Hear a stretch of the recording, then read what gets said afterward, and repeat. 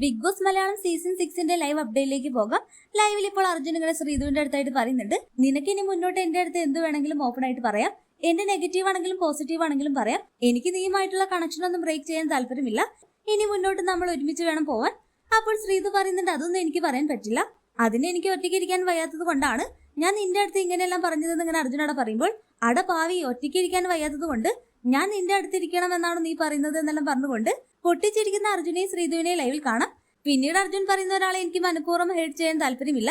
ഇനി എന്റെ ഭാഗത്തു നിന്ന് അങ്ങനെ വല്ലതും ഉണ്ടായിട്ടുണ്ടെങ്കിൽ നീ അത് കാര്യമാക്കരുത്. അപ്പോഴത്തെ സാഹചര്യം കൊണ്ട് ഞാൻ വല്ലതും പറഞ്ഞു പോകുന്നല്ല അങ്ങനെ പറയുമ്പോൾ ശ്രീധു പറയുന്നുണ്ട്, അങ്ങനെ വന്നാൽ ഞാൻ കാര്യമാക്കില്ല. ബട്ട് ഞാൻ നിന്നെ ജയിൽ നോമിനേറ്റ് ചെയ്യും. ഓക്കെ അതൊന്നും എനിക്ക് കുഴപ്പമില്ല. നീ എന്നെ തെറ്റിദ്ധരിക്കാഞ്ഞാൽ മതിയെന്നല്ല അങ്ങനെ അർജുനോട് പറയുന്നു. ഇനി എന്ത് പ്രശ്നമാണെങ്കിലും എന്റെ അടുത്തുണ്ടായാൽ നീ അത് അപ്പോൾ തന്നെ അവിടെ ക്ലിയർ ചെയ്യണം.